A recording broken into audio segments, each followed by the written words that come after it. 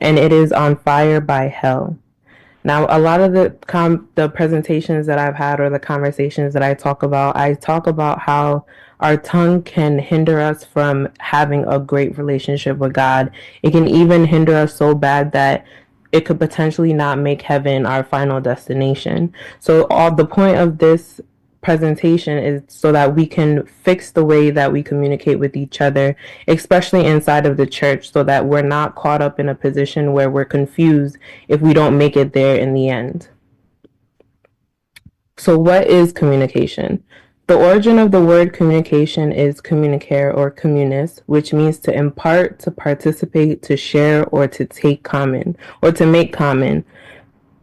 The sense of sharing is inherent in the very origin and of the meaning of communication. So it's just basically, if you boil it down, communication just means to share information. So whether it's a conversation, whether it's an instruction, whether it's just knowledge, communication is sharing information. And there's different ways that you can share information. Forms of communication are verbal communication, nonverbal, written communication, visual, and listening. But because of the time and because I don't want to throw a whole bunch of information at you in a little bit of time, we're only going to focus on verbal and nonverbal communication. So in verbal communication, things that we want to make sure we're paying attention to is our tone, our consideration, and our respect. And we'll start off with tone. We want to think of tone as the gas that we put into an empty car. The gas that we put in the empty car is what's going to help us get to point A to point B. So tone is the gas that's going to help you in your conversation to get from whatever the problem or the issue or the topic is to where you like the goal to be. And a lot of times we forget about tone, and I always make sure to mention it no matter the topic, because tone can make or break your conversation. It can make or break how the conversation goes or how you reach your goal. And I know some of you have heard this phrase, but it's something to remember. You will catch more flies with honey than with vinegar. And most people that understand this will say, well, duh, if I'm catching flies, why wouldn't I know that honey or something sweet will attract them? But we don't always apply it to the way that we talk. If we have a goal, whether we're angry, happy, no matter the feeling, if we have a goal in conversation, you want it to be pleasant. So if you want a conversation to be pleasant, you need to put in the work as well to make sure that it can carry on to be that way. And that's why we need to remember and consider conversations as the flies in this sense, that we want to make sure that we are using honey and being kind when we're speaking to people so that we can receive it back. So I'm going to give you an example of a couple, and we're going to apply these bullets that I have here to how to make the conversation better, how to get better results. So there's this husband and wife, and you are, in this scenario, you as the listener, you are the wife. There's a husband and wife. You are sleeping, and your husband has gotten up, he's getting ready for work, he's getting prepared for his day. You don't wake up until 7 a.m. Your alarm doesn't turn on till 7 a.m. But by 7 a.m., your husband is already gone, because where he needs to go, he has to start his day way before you. So as you're sleeping, you're hearing noise downstairs, you're hearing clinking and clanking, and you know that it's not 7 o'clock yet because your alarm didn't go off. So you're wondering, why am I being, like, what is all this noise or commotion that's going on downstairs? So in your sleep, you hear your husband yell, honey, have you seen my house keys? And because you're sleepy, all you hear in the sentence is house keys. So you say, I will take them this one. And then you go back to sleep. Then as you're sleeping, you hear the door close, you hear the car drive away, time passes, now it's 7 a.m., your alarm goes off. Okay, so you've gotten up, now it's time to go downstairs, go get your keys, everything that you need to go and leave the house. You go to the kitchen because you're looking for your keys, and you know that, oh, last night I left my keys on the table, so that's where they should be. You go to the table, you don't see your keys. So, okay, maybe my keys, I left them somewhere else, or he saw them somewhere and he put them in the living room. There's a dish in the living room that we put things that we were missing, so maybe he put them there. So you go to the living room, you look in the dish, you don't see your keys, but you see his keys instead. So then you think about it and say, well, if his keys are here and he already left and he was looking for keys, that must mean that he took my keys with him to work. Now, most of you at this point are thinking, well, why does it matter? They live in the same house, so it doesn't matter if he has her keys or not. They live in the same house. She can take his keys and be able to come back home. You're absolutely correct, except the only thing is her work keys are on those keys that he took. And where he works is 2 hours away from their house. She works 15 minutes away from the house. So now that she's realizing what has happened, and even though she has acknowledged that she might have accidentally directed her husband to her keys, at the end of the day, he's a grown man. He's an adult. He should know the difference between his keys and someone else's keys. Or if he doesn't know the difference, he should be responsible enough to keep track of his keys, right? So you're upset, you're angry because now your day has been held up. Regardless of what happens, you're not going to be on time for work. It doesn't matter how the scenario goes, you won't be on time. So you call him, and this is where we want to apply the bullets that I have on the screen. So we want to apply the golden rule. And what is the golden rule? Treating others the way that we want to be treated. Or in this scenario, we want to speak to people in the way that we want to be spoken to. So of course you're angry and you have every right to be angry. But if you call him and once he answers hello and you start barking on him, you took my keys instead of your keys. Are you stupid? Why were you paying attention? Now I'm going to be late. Look at what you did. If you do something like that, just imagine that on the other line, before you called, the reason why your husband was rushing to work was because he had an important meeting with some important client or anything of that scenario. He was preparing, he was nervous. That's why he was rushing out of the house because he was it's so important. He was nervous and he wanted to make a good impression. At the time that you called, he didn't even meet with this person yet. Now the energy that you have now brought into him and his day, and God knows how the meeting for him is going to go. Now, if you call him and you say, hey, honey, you can still, I didn't tell you not to be upset because you're human and you have every right to be upset. But you call him and you say, hey, honey, you took my keys and my keys have my work keys on them. So now I can't go into the office. You're most likely going to get a response of, I apologize. I'm so sorry. I didn't mean to do that. Let me figure out this way to get you these keys.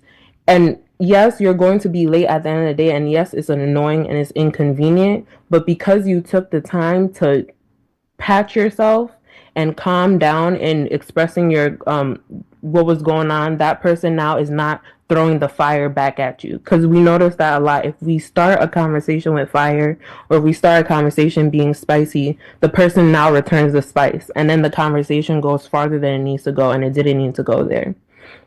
The other thing that we want to pay attention to is assessing the situation. And what do I mean by that? In the beginning, before she called him and when she made the realization that he took her keys, she acknowledged, or you being her, you acknowledged that you might have accidentally directed him that way. Because in the morning in your sleep, he asked you, have you seen my keys? And you were sleeping, so you heard keys, you thought about your keys. So even though it wasn't on purpose, you accidentally directed him towards your keys, meaning the whole thing is an accident. It wasn't done on purpose. They didn't have ill intentions. They weren't trying to ruin your day. So there's no need, especially if something is an accident, there's no need to meet an accident with fire. There's no need to meet an accident with cursing. There's no need to meet an accident with aggression. I'm not saying you can't be upset because, as I said, it was an inconvenience to your day. Your time has now been delayed. Your plans are ruined, but it was by accident. They didn't do it on purpose. You also want to make sure you check your emotions and reality. So emotions, as I said, you're upset and it's your right to be upset, but also the reality is things happen, and sometimes even though it's a human error, sometimes God uses someone else to redirect you. Or sometimes God will use a block because maybe something was on the road. So from home to work, You could have gotten into an accident. There could have been a situation. So God threw in this wrench into your plans to delay you a little bit to spare your life. We got to think about it from that point of view as well. We don't always realize that inconveniences could be created by God. Sometimes you didn't make it where you wanted to make it because there was something there that you had no idea about, and God said, that person can't make it there at this time. Let me cause this inconvenience. So you have to separate your emotions from reality. Yes, you have every right to be upset. Yes, the person has inconvenienced you, but you're at the end of the day, you're not gonna die. Could you get in trouble at work? Maybe, depending on where you are and how understanding your boss is. But a new day comes every day, and people make mistakes. We're all humans. You might accidentally take something that you didn't mean to take from him or cause some kind of disruption. It's gonna happen. We all make mistakes, and that's life. Another thing that we want to take into consideration with our tone, and it doesn't only have to do with the example I use, is your environment and your background. Now, a lot of us, especially as Ghanaian, they say that the way that we talk is rough. We don't talk nice, we're aggressive. And as a lot of us can recognize it, we still, to a certain extent, accept it and can understand, like, oh, okay, when I'm talking to my people, if I say this way, they'll understand. But we have to recognize just because you can talk one way in one environment or one area doesn't mean it'll be accepted the same outside. Something you might do around Ghanaians, you may not be able to do around a Hispanic, or they could get offended or they won't understand. And it's the same as your background in the sense of as New Yorkers. New Yorkers compared to people in Connecticut or people that aren't as fast paced, sometimes it may come off as someone as a New Yorker talking to you, they're being blunt or they're being rude, they're being mean, when in reality they're just being direct. Sometimes we confuse someone being direct with someone being offensive. Because if you really break down what the person said, if they didn't curse you out, if they didn't call you out of your name, and they were just pointing out something respectfully, if they were pointing out something, because of how we didn't receive it well, we take how we received it as if that's how they meant it. When in reality, it wasn't an attack. It was just something clear cut. I got to the point. So we also have to recognize tone in the sense of age group as well. The way that you talk to a 4-year-old is not the way that you're going to talk to a high schooler. The way that you talk to a high schooler is not the same way you're going to talk to someone in college. The way you talk to somebody in college is not the same way you're going to talk to an adult. And the same way that you talk to an adult is not the same way you're going to talk to someone that's in their 80s, 90s, and plus. Age can determine your tone as well, and it usually we can recognize it, but other times we are forgetful and we talk to people any kind of way just because we feel like, oh well, this is what I meant, so you should understand it that way. Conversations don't work that way. You can't produce a message to someone, because remember, that's what communication is sharing information. So you can't present information to someone in a way that you understand, because you understand it. But if you want somebody to receive it, you have to present it in a way that they will understand for you to be able to meet your goal. The next thing that we want to take into consideration, well, I just said the word, but the next thing that we want to take into consideration when we are talking about communication is consideration. Especially in our church environments and in our one-on-ones, we cut off each other when we're speaking. We won't be considerate of, oh, someone didn't finish their whole sentence and now you're interjecting with your own idea. And it's not always meant to be a mean thing. It's not always ill. It's not always negative. Sometimes you just want to add your 2 cents, or, oh, I have experience in what you're talking about. I want to share my sense in it too. It's understandable, and there's nothing wrong with agreeing with someone or showing them that you understand. But when you cut people off, especially when it's in an argument, you don't allow the whole scenario to play out. You don't allow all the information to come out. You don't allow the person to land. And an example is, I had this friend group, or this couple that they were my friends, named Jen and Nick. And Jen and Nick, they were having an argument, and they wanted me to mediate because they couldn't understand it by themselves. So as I'm sitting with them, I said, okay, Nick, you go first. Tell me what happened. Nick said, okay, so it was Monday and we were walking down the street. Jen was wearing a yellow blouse. Here comes Jen. Oh boy, it wasn't a yellow blouse. Let me show blue blouse. Look at you, can't even recall the information correctly. That's not what happened. And that's what I talk about, that he's always lying. Da da da da. So I stop Jen and I say, Jen, I understand that you think the information that he's sharing is incorrect, but you have to wait. Like, he let him finish what he's saying, and then we'll come to you and it'll be your turn to speak. Jen said, okay. So then Nick goes back to sharing his side and he says, okay, so yes, it was Sunday. We were walking down the street. I thought it was a yellow blouse, but apparently it was a blue one. You see, apparently, what do you mean apparently? I told you that it was a blue blouse. What do you mean? You see, that's why no one can have conversations with you. You never want to admit that you're wrong. Now, you see, with this back and forth this whole time, me as Dukas, I have no idea what the problem even is. We haven't even been able to get to that point because of interruptions. And I understand how frustrating it can be to be in a scenario where you feel like someone is either lying on you, or they're not telling the whole truth, or they're missing information, and you want to jump in and say, no, you're wrong, this is the correct information. But when you do that, it creates an environment where nothing gets solved quick enough. It becomes longer than it needs to be, as in, like, you don't get all the information, you don't let someone land. So I thank God every day that I was born into a family that when we get into arguments or when we're in disagreements, if we're not too angry, the way that we will settle it, you would think we're debating, or you would think that we're in a court of law. An example I'll give you: one day, my father and I, we weren't on the same page on a certain topic. I thought he was wrong, he thought I was wrong, and we just couldn't see eye to eye. So we asked my mom to be the mediator. And whenever you're looking for a mediator, you want to make sure it's someone that is not biased. And some might think, well, how can your mom not be biased? That's her husband. But I have to clap for my mom. She is someone that is very logical, and she will look at the points and not the people. So that's why we asked her to be the mediator, to be the one to tell us what we're not seeing. So as my dad is speaking and he's telling his side, he said something that I didn't agree with, and I thought it was wrong.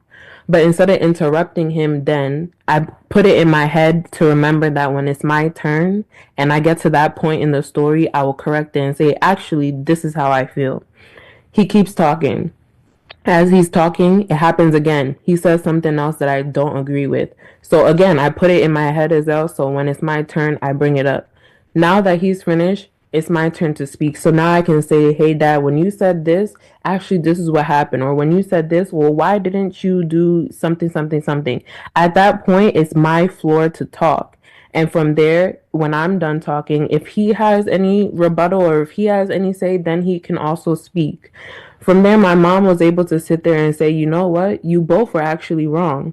This is where you went wrong, Daddy. This is where you went wrong, Duckus. Because that's also something that we don't take into consideration, that you're not always going to be right. And then just because this person is wrong means you can be wrong too. Two things can be true at the same time. Two people can be wrong at the same time. Two people can be right at the same time. That's something that we don't take into consideration. And when we don't let people land, we don't get all the information. There's a lot of miscommunication that happens when you cut off somebody's sentence. And simply, it's rude to do that. And when you cut off someone's sentence consistently, even by accident, you're telling the person you don't care about what they're talking about. You don't care about their point of view. You don't care about whatever message or information that they're trying to share. So if you're trying to be godly, if you're trying to be a good person, if you're trying to understand a situation wholly, you need to let the full stop of their sentence come first before you say your point. And if you're not sure if they're done, then you can ask, like, say, hey, I have something that I'd like to add. Please let me know when I can interject. Because it even happens in the church. Sometimes we'll be having discussions, or the pastor might be giving instruction, and in the middle of the pastor's sentence, oh, pastor, please let me say something. No, we have to let the full thought complete before we interject and say, oh, this is our question. And some people might say, oh, but I don't want to forget. We're in 2024, almost 2025. Almost all of us have smartphones. You can write it down. Almost all of us carry pens in our purse, our book bag, or something. You can write it down that way. Or, as I said, you put it in your memory and say, okay, when it's my turn, I'll remember to say this. But cutting people off before they're finished with their thought is not considerate. Proverbs 8:13. The fear of the Lord is to hate evil. Pride and arrogance and the evil way and the perverse mouth I hate. I bring this verse up because I want to talk about pride. And before we go into it, we'll talk about the definition, which is the quality or state of being proud, such as pleasure that comes from some relationship, association, achievement, or possession that is seen as a source of honor, respect, etc. And this definition comes from Webster's Dictionary. Now, why do I bring up pride? Because the next thing that we want to consider in verbal communication is respect. And taking it back to the church, there's a lot of times where in conversations, we don't respect the person, we respect the title. And if you don't have a title, sometimes it's as if you don't deserve respect at all, or how people talk to you is as if you're just a nobody. And the problem with respecting a title over respecting a person is that it creates negative pride. I'm not saying that God is not proud of a pastor for taking the journey and making a path to make sure that he could be a disciple of God. God, of course, is proud of that. I'm not saying God is not proud of a doctor, a nurse, any medical professional that has taken the time and the schooling to get to that point. Of course, I'm even proud of you because medicine was never in the books for me. At least for me, as long as God let it be my choice, medicine was not for me. So I'm even proud of you for committing to something like that and graduating and having the degrees to show it. But when you focus on just your title and not as the people, that's when it becomes negative. It shouldn't be that someone needs to use your title in church for you to greet them. It shouldn't be that someone needs to refer to you as doctor, whoever, every single time they see you, just because, especially if it has nothing to do with medicine at all. It shouldn't be that your title makes you so proud that you think people can't talk to you without addressing you a certain way. We tend to take these titles and take it too far. We even take it in relationships. There's women or husbands, men even, that will be so proud and do you know whose wife I am? Or I'm a wife, and make it as if that makes them better than someone that is either divorced or someone that is single. Just because you found your person, the love of your life, or who you feel to be the love of your life, doesn't make you better than someone that isn't there yet or has been there. Because for all you know, I think that's something that we forget too. God can take something away from us really quickly, especially if we're not humble about it. And that is the whole point of this section and respect in our conversations. We need to be humble. Just because you are old, just because of your penny moon, just because you have years on you, it doesn't mean that you can talk to people anyhow. Yes, you may have knowledge, but that doesn't give you a title and a pass to think people are beneath you or they can't also share information with you. Just because you are someone's wife doesn't make you better than someone divorced or someone that is single. Just because you are a doctor, an APRN, someone of status doesn't make you better than someone that went to trade school because they work hard too. They had to do a lot of learning as well. And they also have a wealth of knowledge in an area that you may not be familiar with. We have to respect everybody that we encounter, especially in church and especially in the way that we have communication. Another way that we need to respect or show respect in church is we will show on what's the word I'm looking for? We will not respect conversations with people, or we will not respect people in conversations that we don't like. And in a church setting especially, it shouldn't be that way. Now, don't get me wrong. I'm not saying that you're supposed to be best friends with somebody that you don't like, somebody that you don't agree with. I'm not trying you to go and smile fakely in their face or cultivate a relationship. But what I'm saying is that as a child of God, as a woman of God, you can be mature enough to just simply say happy Sabbath to them on Sabbath. I'm not saying that you have to go and give them a big old hug and, oh, how was your week and this and this and that. No. But that's another way that we show disrespect in our conversations. If we don't like someone, we also think that that gives us a right to talk to them anyhow. There's people in my church, not many of them, but there's people in my church that I don't like, that will never know I don't like them. Why? Because that's between me and God. You and your dislike for someone should be between you and God as well. Because sometimes why we don't like people doesn't even have to do with anything that they did to us. Sometimes it's our own perception or our own bias of that person. And for all you know, the way that they are now that causes you to dislike them, something could change and they may be someone that you grow to befriend. They may be someone that you grow to work with. But already in church, we work with these people. That's another thing. Someone will assign you to a department, assign you to a task, and you'll be working with someone you don't like and you act like it's the end of the world and you can't do this work. No one said to be their friend. No one said to be best friends. No one said to take them home.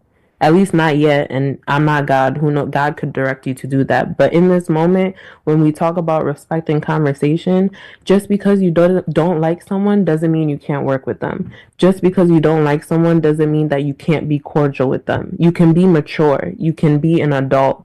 You don't have to be best friends with them, but you can at least, if it's Sabbath, you can at least say happy Sabbath and continue your day. Now we're going to move on to nonverbal communication because most of us are used to verbal communication. It's what we do every day. But sometimes we don't realize that our body will speak for us. Our face will speak for us.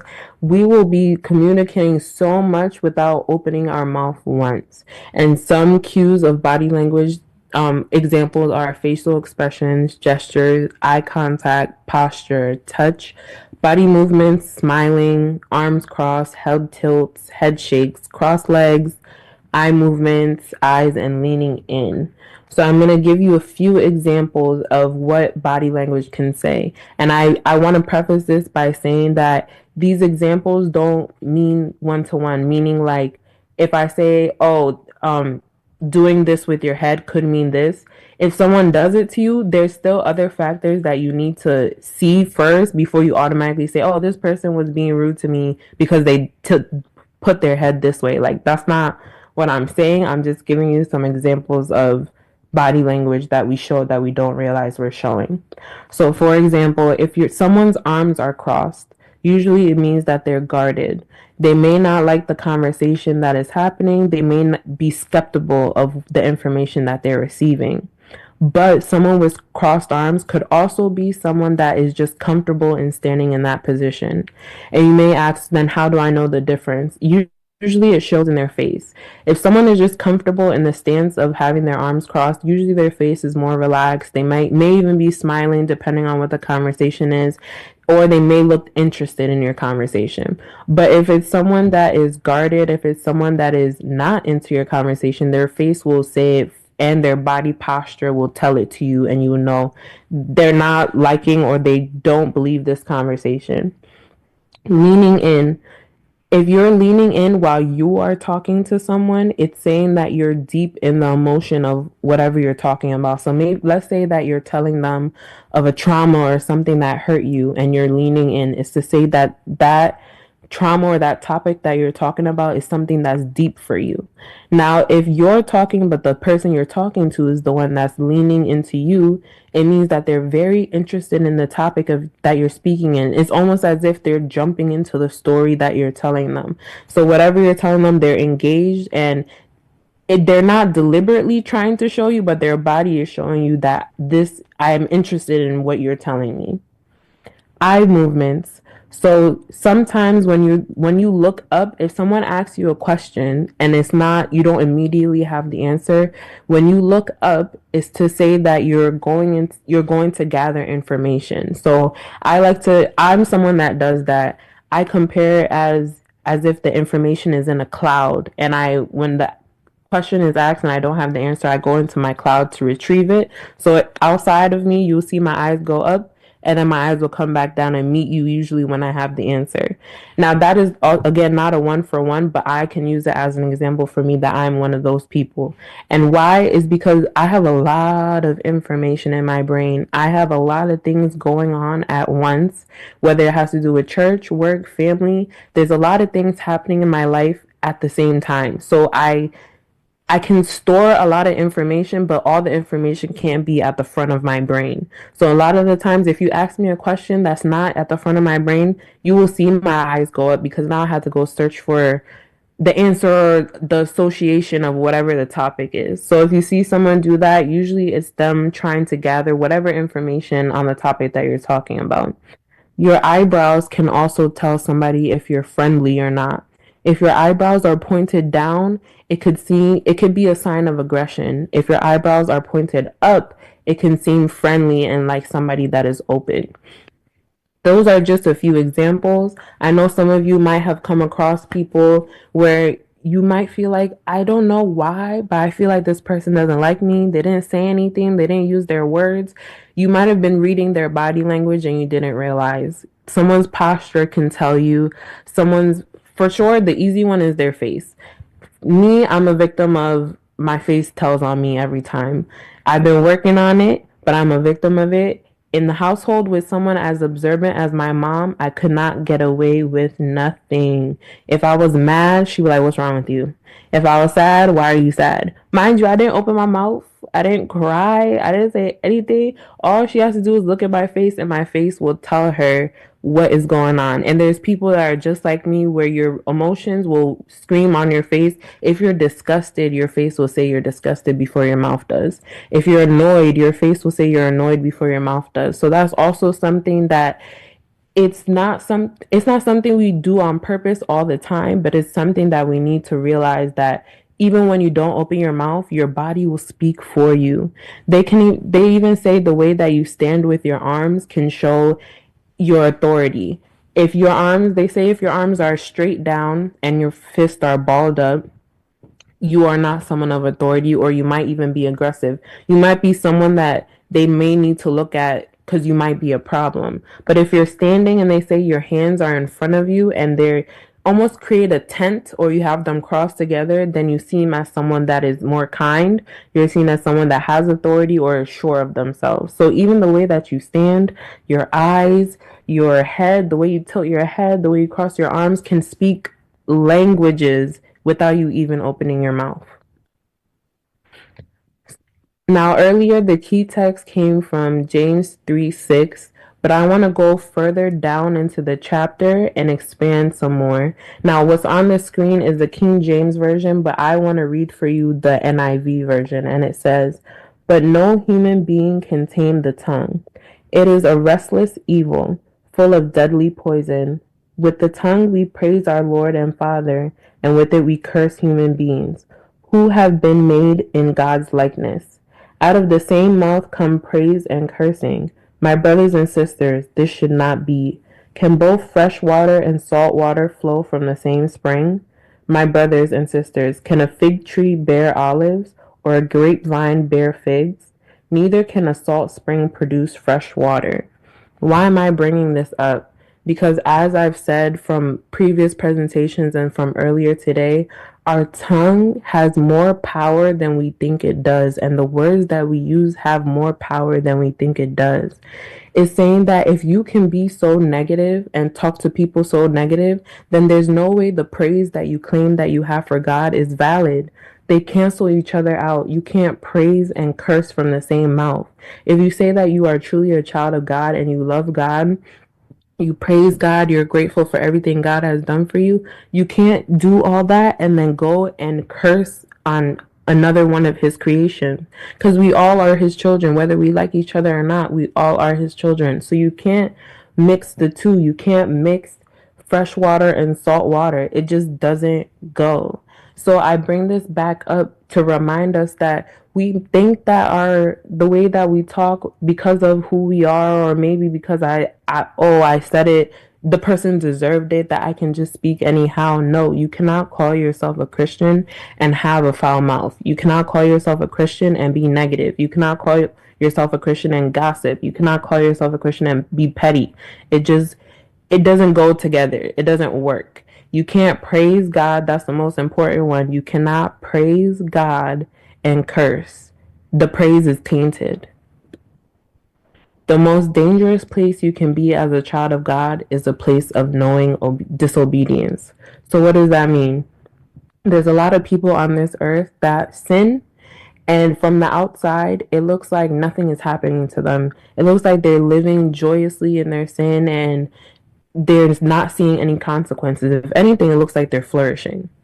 A lot of those people is because they don't know better. So it's not that the rules don't apply to them, but they're not being held to any rules. Where you, as a so called child of God, there are rules that you are being upheld to. There are rules that you have been taught, you have been presented to say that if you claim to be a child of mine, I will adhere to these rules.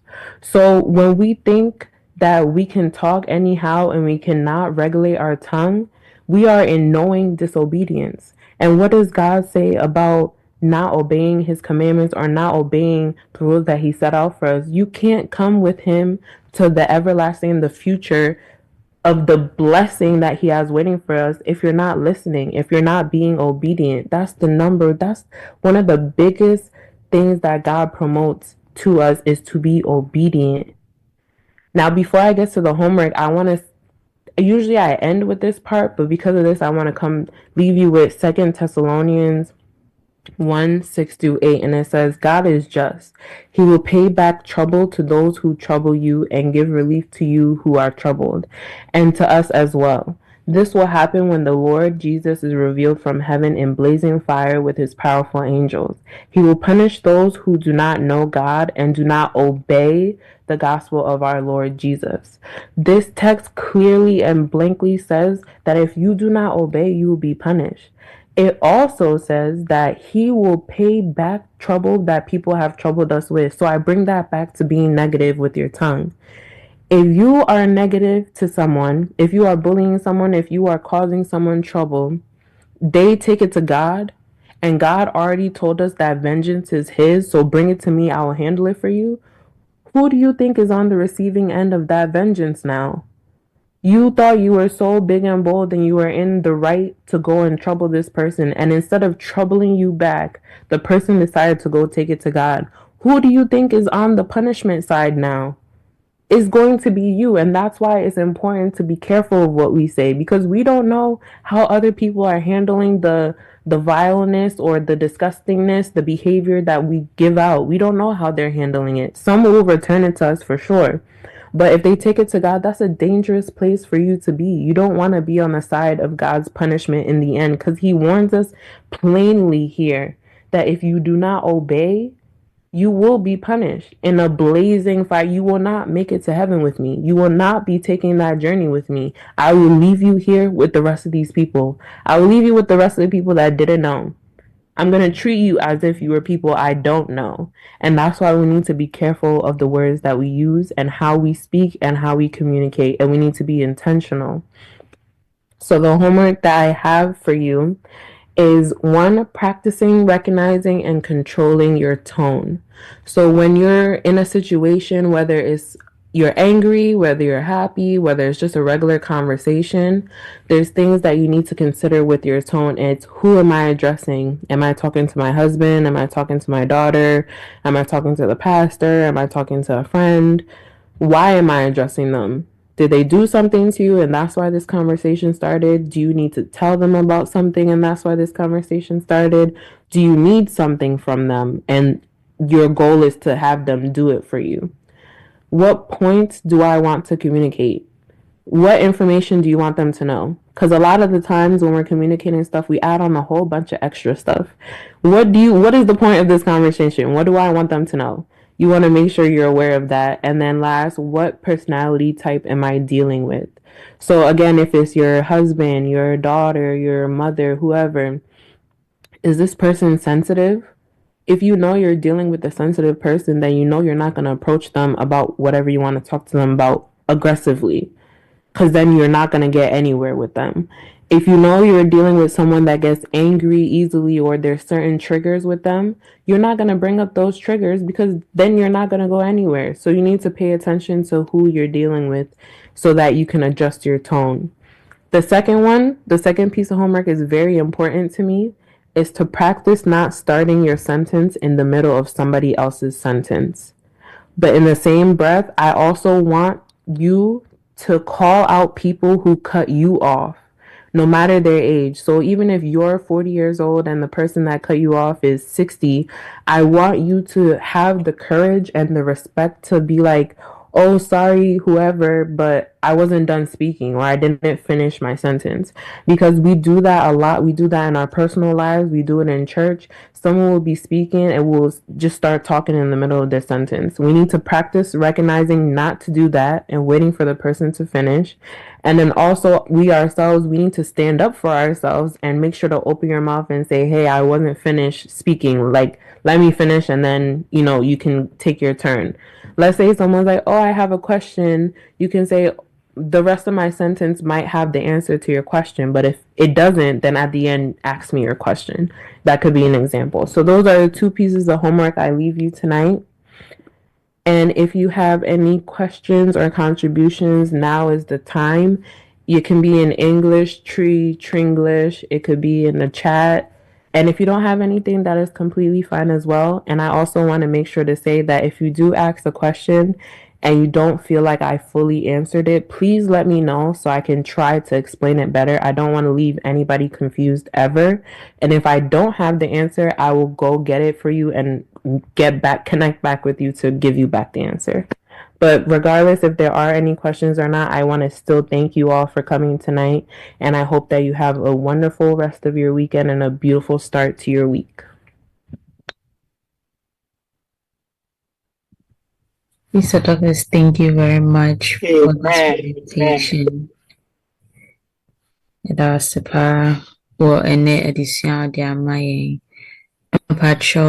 floor is open.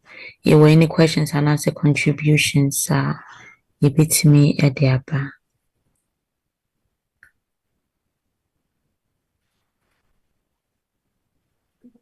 Question. Thank you, Madam, for taking us through this exercise.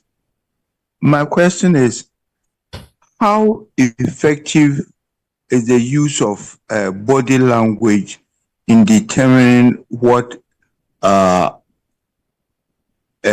person really has in the mind, especially facial expressions?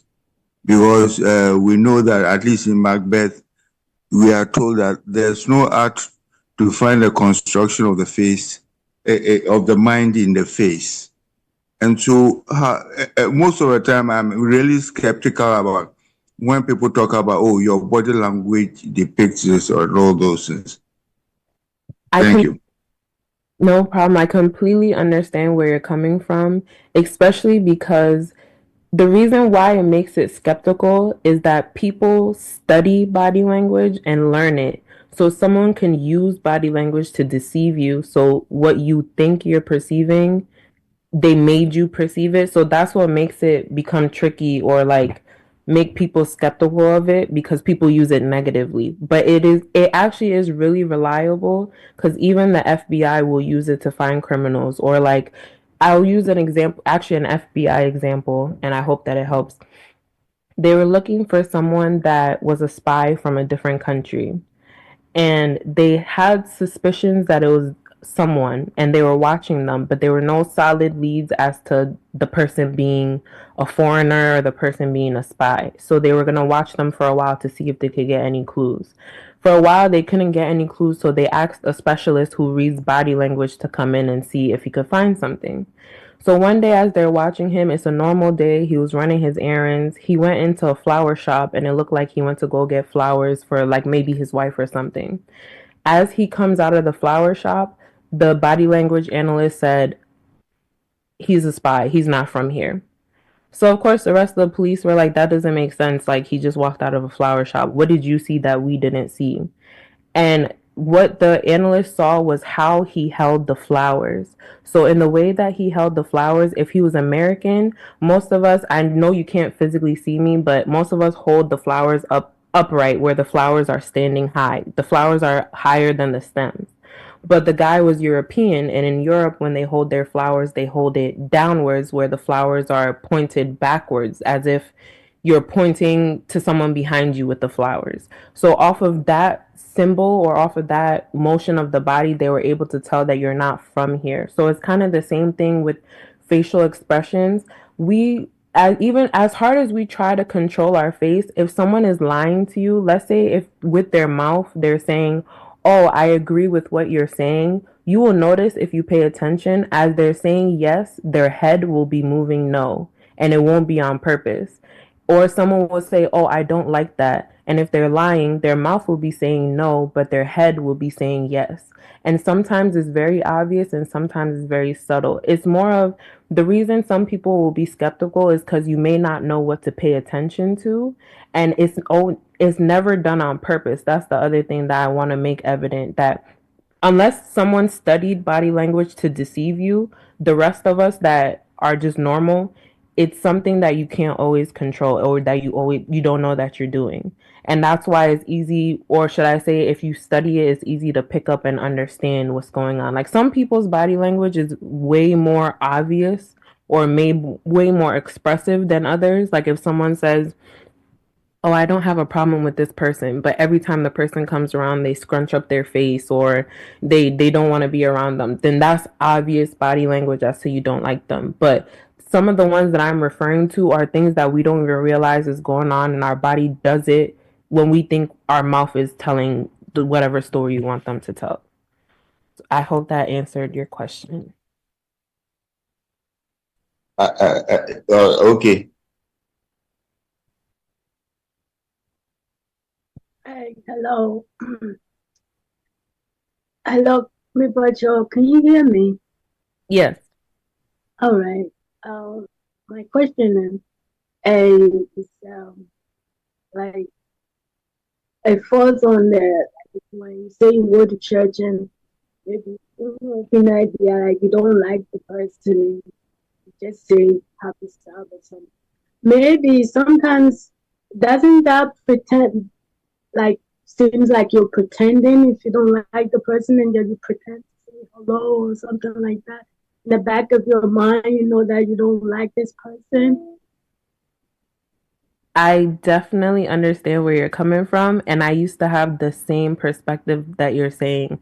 For me, I used to be the person that if I don't like someone, I need you to know that I don't like you. I don't want there to be any confusion that I don't like you.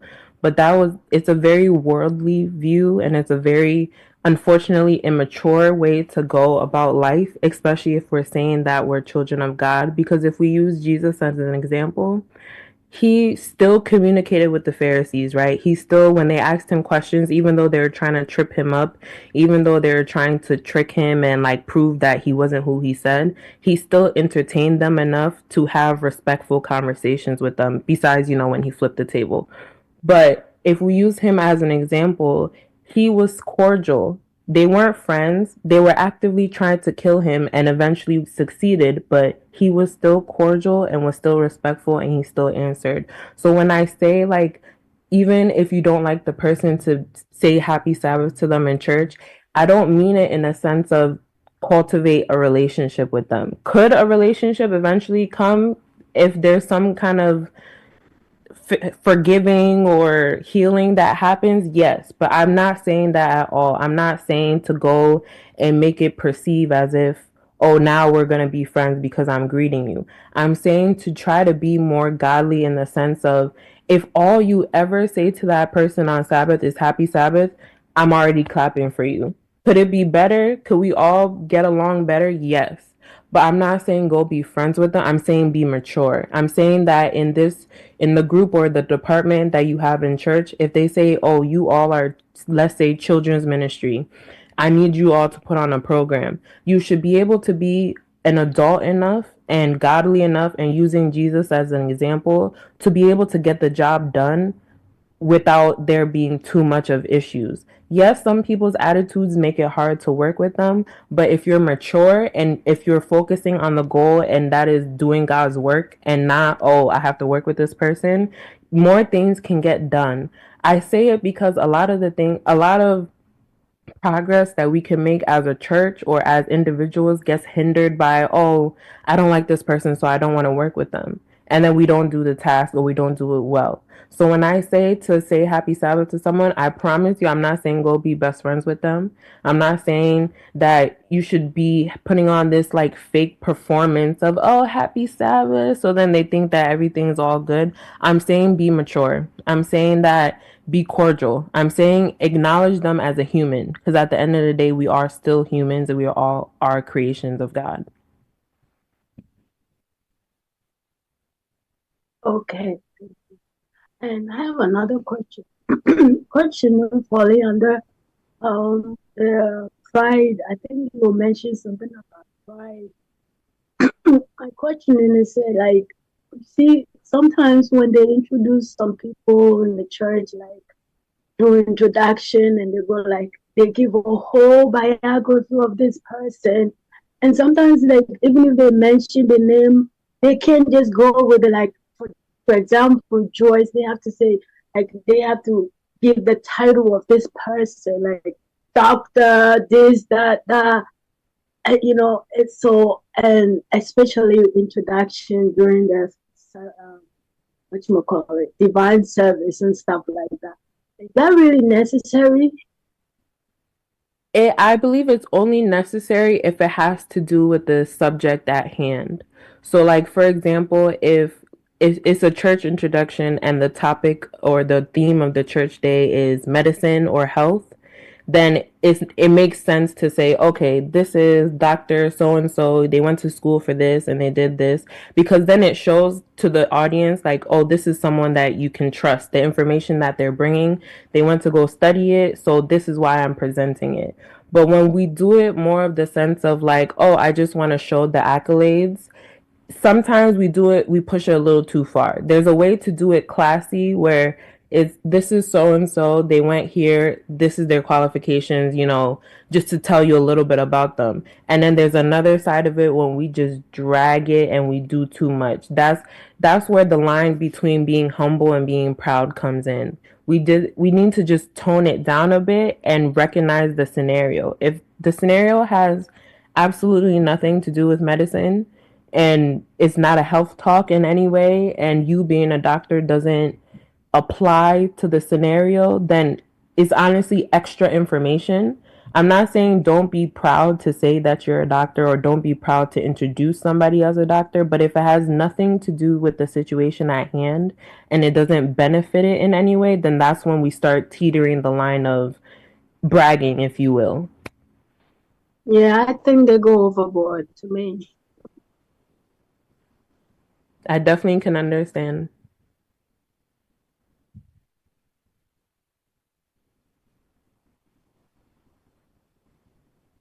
Yes, again, madam, when it comes to voice modulation, how effective or non-effective is it in communication? Do you mind explain? Do you mean like the volume of your voice, or the pace? For example, at times you see these coaches when they are handled maybe a practice section. If they want to get you to fasten your pace, they quicken the pace of their voice. And sometimes when they want you to slow down, they slow down the pace of their voice. And yeah, these ways of modulation, how effective it is in communication. I don't have too much background in that, but from personal experience and just from the little bit that I do know, I do believe that it is effective, especially if it's used properly. Because in the example that you used with the coach, when your speech becomes faster, it's meant to show that it's more urgent. Like there's more urgency behind what you're saying.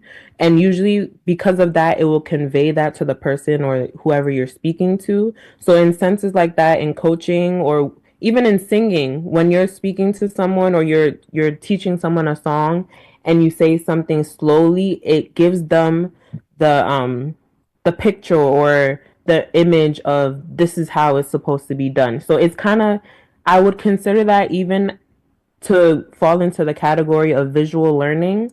And visual learning is being able to show someone what you mean besides the words that you are using. So that could also go in hand with visual learning. So I do believe that it is pretty effective if used properly. Thank you.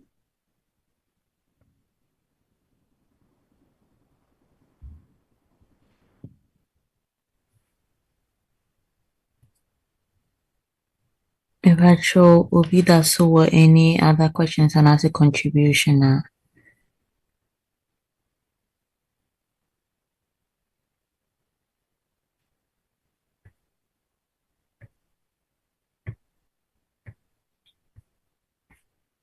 Any mpacho yede ene program no ebisi ha. Mr. Doka said I was once again so ene Oma ho kwan ebedi edisua nim ema ye twetwe about communication eda was so ene so sabetre. I hope so next time be aso ye san invite wa with me abani ye san abeche edisua foforo Yankopon nshira meda nyina ya se so se baye questions and contributions baye nyina so eda nyina ase Mesan so at that Yonkodoradio for us every Sunday we are omoba ebe recording program nemaye omo record they do a live stream of it on their YouTube channel as the program is going on the Zoom.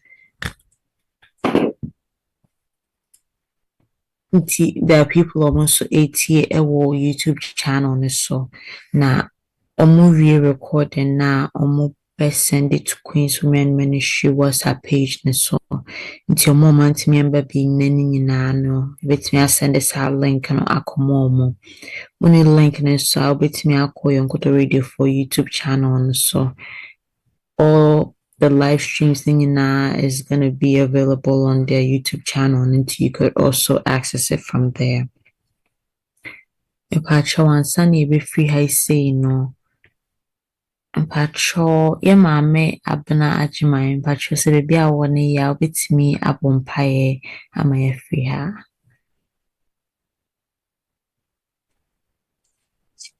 My mompaye na me was read was e won kyerɛkyerɛ a wodi amaye enwumre esrew ne yitu musini bia ma yempagya ye ho mfirim na yeni yenua montem so boye ma yentimi nsiesie yeni yenua montem ye hayen a enti ma yentimi nkoye nim e won paibum yenua mo a ahayen a bibinti yentimi mpo enya manenka esrew se boye ma ya hoden ma yentimi nsori mfiri ya ho mrem yenua ba obekyerɛkyerɛ yen yedene hye hon sase kano mle bia e befre no otimi aba wa bekyerɛkyerɛ enne enya me de nimse wa wo na so baabi a wotosini wanya ho nti wo se wa ayitimi sori free mu na yenua mo ansam a hawon fa ye ho no omutemi de to ye nim yetimi anya akoma eno wo atna waye ma Kristo se ne yedi wachi no yedi wachi aba efie heaven ma yentimi ne yenua mo a wasase so ha and settle up our differences but was say ye free help we kan ye nyina ho ne boy e wo wadomunti